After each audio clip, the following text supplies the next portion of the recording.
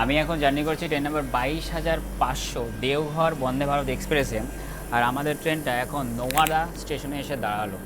এই দেখো, এখানে এই ট্রেনটির অফিসিয়াল স্টপেজ আছে, কিন্তু অনেকক্ষণ ধরে এই ট্রেনটাই নোয়াদা স্টেশনে, হ্যাঁ প্রায় 10 মিনিট হয়ে গেছে দাঁড়িয়ে আছে। তবে স্টপেজ ছিল মানে 2 মিনিটে।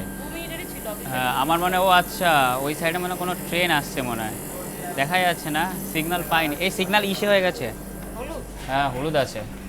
আর বন্দে ভারত বলে কথা, তার কারণ রিস্ক নিয়ে কোনো লাভ নেই। এই দরজা বল একবার যদি বন্ধ হয় আর খুলবে না ভেতর থেকে, মানে যে ভেতরে থাকবে তার খোলার কোনো সিস্টেমে নেই, বাইরে থেকে তো খুলবেই না।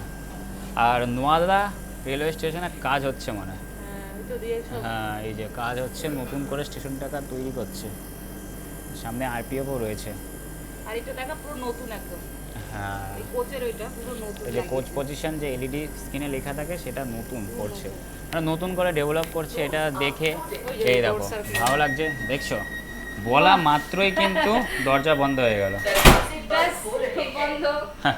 এই যে বন্ধ হলো, এরপরে স্টেশন কি জানো, কিউল। একেবারে কিউলে গিয়ে এই ট্রেনের দরজাটা খুলবে।